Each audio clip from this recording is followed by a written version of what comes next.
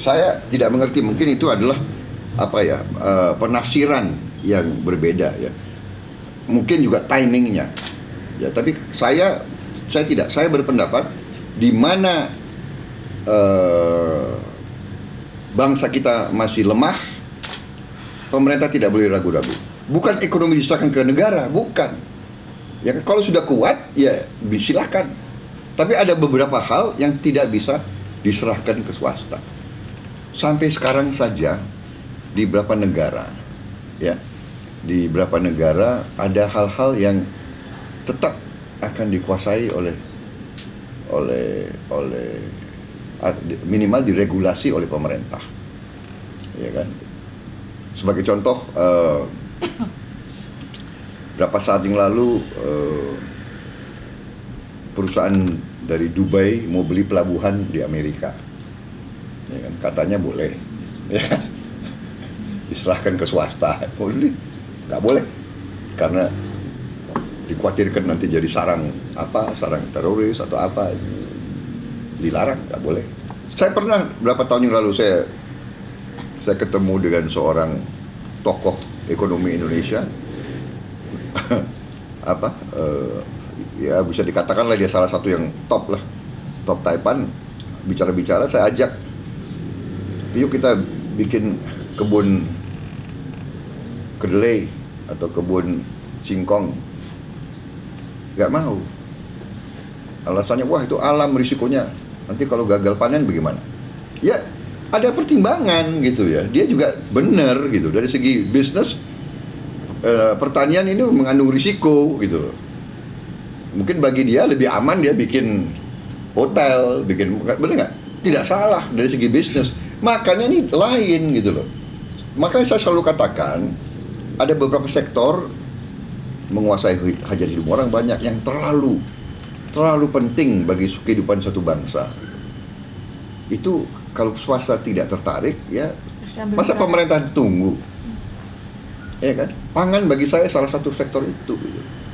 Dan jangan salah, kita bukannya saya tidak menganjurkan negara yang menguasai semua sektor, tidak.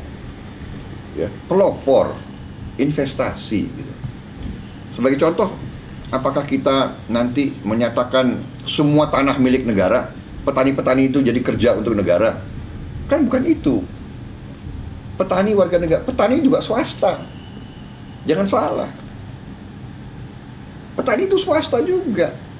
Tapi kan swasta yang lemah. Dia tidak punya kemampuan, dia tidak punya teknologi, pendidikannya sangat rendah. Ya. Dia nggak pernah dapat the same chance dengan orang-orang yang sudah di kota-kota. Dia tidak punya kredit yang memadai. Saya baru dari Bali, beberapa petani di sana cerita dia harus bayar bunga 10% sebulan. 10% sebulan. Dia bilang, Pak, saya meneruskan usaha tani bapak saya. Dari bapak saya sampai sekarang, dia umurnya udah 45 sekarang, jadi dia udah 25 tahun dia kerja. Saya belum pernah merasa nikmat, Pak. Saya bayar bunga 10% sebulan. Apa enggak gila? Habis itu pemerintah diam. Nggak bisa gitu loh. Iya kan? Itu keberpihakan, pemberdayaan. Jadi bukan saya katakan negara ambil alih semua. No. Negara sebagai pelopor, pemerintah pelopor, pemerintah pembuka jalan, pemerintah berpihak, pemerintah memberdayakan. Kita harus kirim guru-guru ke desa-desa. Kita harus kirim penyuluh pertanian. Dulu makanya Orde Baru tidak semuanya jelek. Dulu dokter muda baru lulus wajib ditaruh di kecamatan-kecamatan yang terpencil. Wajib. Semakin susah, semakin pendek dia. Sekarang tidak diwajibkan. Akhirnya banyak yang berkumpul di kota-kota besar saja gitu. Sama, kita perlu kirim penyuluh-penyuluh pertanian untuk menyuluh, untuk membantu. Kita beritahu bagaimana merawat hutan, ya, bagaimana jangan kita rusak hutan, karena hutan sumber air, sumber kehidupan, ya kan? Nah, kita harus menyuluh mereka. Di banyak tempat mereka masih bakar-bakar, mereka nggak ngerti gitu loh. Mereka kadang-kadang tidak bisa berpikir, mereka hanya tahu saya harus makan bulan depan, saya harus makan besok, iya kan? Ini harus ini kan rakyat kita, ini keluarga kita, ini kan bukan subjek, bukan sesuatu di buku teks di universitas mana. Iya kan, ini rakyat kita rela melihat mereka kelaparan, iya kan? Padahal kita tidak perlu seperti itu gitu. Ini perlu manajemen, perlu, ya kan? Makanya azasnya itu yang diajarkan oleh Bung Karno, Bung Hatta, Bung Syahrir, Undang-Undang Dasar 45 itu kekeluargaan, gotong royong. Rakyat itu keluarga kita. Jadi benar nggak? Kenapa pemerintah itu ragu-ragu untuk membantu keluarganya sendiri? Saya bicara sama Thaksin Shinawatra, ya kan? Dia bikin program harga beras, dihasilkan harga gabah dan beras itu dikasih harga internasional, ya kan? Ditentang, dibilang ini subsidi. Dia bilang, loh itu kan rakyat saya, ya kan? Benar nggak? Itu kan rakyat saya. Jadi kalau rakyat saya dikasih daya beli, dia dapat uang yang cukup dengan hasil produksi dia, ya kan? Dia punya daya beli. Dengan daya beli dia akan beli baju, beli sepatu, pabrik baju, pabrik tekstil, semua hidup, ekonomi berjalan. Oh nanti beban sama APBN loh, itu kan kantung kiri ke kantung kanan. Ini ada banyak versi ya. Saya sendiri harus belajar, kita harus pelajari itu. Tapi prinsip bahwa banyak petani kita yang sangat-sangat terpuruk, dia mengatakan pada saat dia musim tanam, dia sulit dapat modal, sulit dapat pupuk, sulit dapat kredit. Begitu dia panen, harga jatuh. Ini klasik. Jadi harus ada keberanian untuk kita robah manajemen ini, ya. Dan itu yang saya katakan, pemerintah harus leading, harus pelopor. Kita tidak usah takut. Pak, yang masih hajat hidup orang banyak di negeri ini kan gak hanya pangan dan pertanian ya, mungkin sektor migas dan pertambangan juga kan yang selama ini banyak dikuasain asing.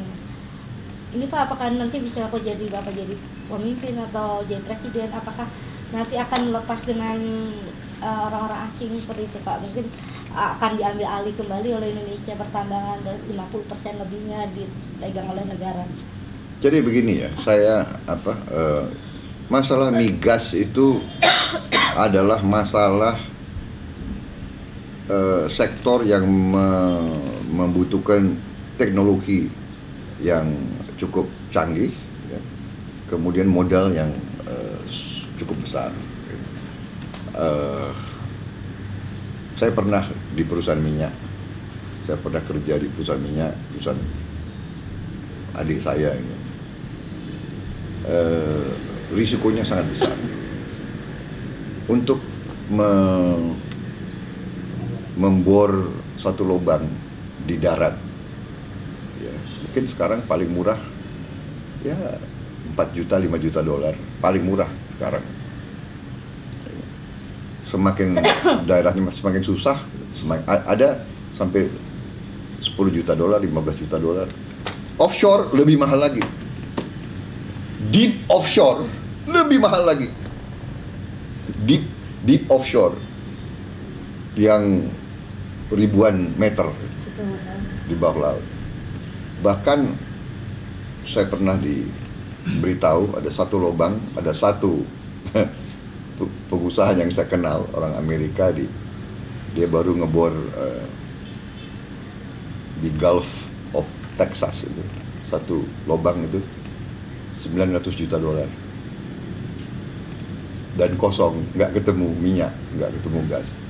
$900 juta nggak ketemu. Nah sekarang Ya, siapa yang mampu modal seperti itu di awal? Ya kan, jadi saya ini orang yang sangat nasionalis ya, tapi saya juga orang yang sangat realistis. Kita nasionalis dalam arti kita akan mempertahankan kepentingan nasional kita, tapi kita juga harus pandai, realistis, dan tidak perlu kita takut kerjasama dengan orang asing. Tidak perlu, asal terms-nya adil. Ya, saya orang yang salah satu yang saya kagum dengan orang seperti Ibnu Sutowo. Ya, dulu dijelek-jelekin tapi ternyata dia saya anggap seorang tokoh nasionalis yang luar biasa. Dia dulu bikin terobosan. Pertama kali di sejarah dunia dia buat konsep production sharing contract bagi hasil. Pertama kali. Banyak negara dulu polanya adalah konsesi, ya kan? Saya dikasih konsesi ini, saya bayar royalti. Satu barrel $1 atau $2 royalti. Dia yang merubah, dia mengatakan no, karena ini adalah Undang-Undang Dasar 45, bumi, air, dan semua kekayaan alam itu milik negara, dikuasai negara. Jadi prinsipnya adalah semua aset di bawah tanah, di atas tanah itu Indonesia punya.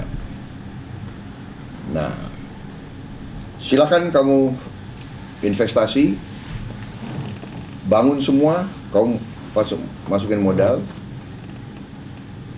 tapi kamu punya hak untuk kembali modal 100%. Itu namanya cost recovery. Semua yang dikeluarkan dia berhak ambil dulu. Ya dong, siapa yang mau rugi kan? Begitu dia dapat sudah kembali, untungnya bagi hasil 85% Indonesia. Karena ini tanah kita, milik kita. Marah-marah pertama itu mereka. Revolusioner itu. Ibnu Sutowo itu tahun awal-awal 70-an, akhir 60-an. Tapi diikuti oleh negara-negara lain sekarang itu. Malaysia ikut, semua ikut. Venezuela ikut. Luar biasa itu. Dan mereka juga mau. Tuh, saya investasi penuh. Investasi saya kembali, saya dapat untung 15%. Nah, ini negotiable lah ya. Mau kita 85-15, mau berapa, yang penting saya untung, kamu untung. Ekonomi kan begitu. Negosiasi, saya untung, kau untung, harus sama-sama untung. Win-win kan begitu. Masalahnya itu ya. Jadi ini bukan soal asing Indonesia, tidak, kepentingan nasional. Kadang-kadang kita perlu modal asing, kadang-kadang kita perlu teknologi asing. Sekarang ada nggak perusahaan Indonesia bisa satu lubang $900 juta? Teknologi aja kita nggak punya. Ya itu kalau kita belajar dulu. Satu saat kita punya teknologinya. Yang penting pengendali negara dan pengendali ekonomi, yang penting harus memang jeli dan cerdik dan pandai untuk menjaga kepentingan nasional. Itu utamanya menurut saya, begitu pendapat saya. Ya, jadi tidak serta-merta gegabah, doktriner. Kita harus kita harus punya resep ini gitu. Menurut saya kita fleksibel, ya kan? Di mana kita butuh modal asing, teknologi asing, silahkan. Di mana kita sudah mampu, kita bisa kerja sendiri. Konsep ini kan asing dominan ya Pak ya, untuk keuntungannya. Kalau menurut Pak Prabowo sendiri seharusnya asing berapa persen dapatnya? Apakah tadi Indonesia 85, asing 15, atau mungkin sampai sekarang asing bisa ada sampai 50% atau di atas? Iya, saya kira kalau saya sih saya lihat yang apa ya, nanti ada istilahnya keseimbangan ekonomis ya. Nanti ada di ladang ini yang gampang kita bisa sendiri, kita 100% umpamanya ya kan. Di ladang ini yang susah, wah kita nggak bisa nih sendiri, risikonya terlalu besar, kita ajak orang asing. Nah kalau ajak orang asing harus menarik dong. Kalau nggak menarik dia nggak mau masuk. Ya, jadi ya itu fleksibel, itu negotiable. Bisa 5149, bisa 6040, bisa seperti Ibnu Stowo 8515, ya itu nanti based on the economic conditions, business conditions. Setiap bisnis, setiap masalah ekonomi itu ada hitungannya, ya kan? Nah kalau kita bilang saya mau 85-15 atau saya mau 70, kamu boleh 30, dia nggak tertarik gimana? Ya kan? Ya kan? Jadi harus juga insentif gitu loh. Nah sekarang masalahnya Indonesia, kita juga banyak birokrasi gitu loh, ya kan? Saya ketemu dengan seorang pengusaha kemarin, dia cerita barang dia Tanjung Priok, dia harus keluarkan barang, dia tunggu 37 hari baru keluar. Bayangkan, kalau di pelabuhan Singapura mungkin 2 hari. Jadi kan kita nggak kompetitif, mahal. Berdagang di Indonesia jadi mahal untuk banyak orang gitu. Karena banyak harus biaya yang Iya.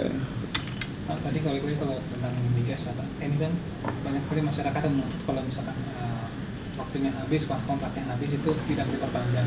Iya. Diambil alih Indonesia. Pak Prabowo kalau mau nanti di jalan akan seperti apa Pak? Tetap seperti demikian atau tetap bekerja sama dengan asing lagi? Ya tadi kan saya sudah jelaskan, ya kan?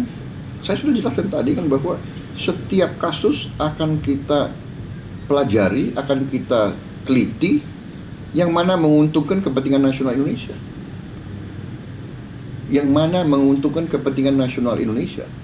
Kalau menguntungkan kita perpanjang, kita perpanjang. Karena kadang kan kita harus timbang-timbang kan. Baik ya kan?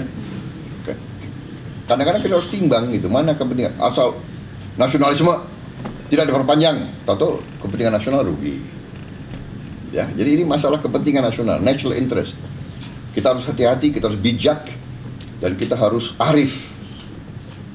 Kita tidak boleh kita tidak boleh janji-janji rumus yang terlalu sederhana. Saya punya sikap dasar adalah setiap masalah kita kaji, kita teliti, dan kita nilai dari segi kepentingan nasional bangsa Indonesia.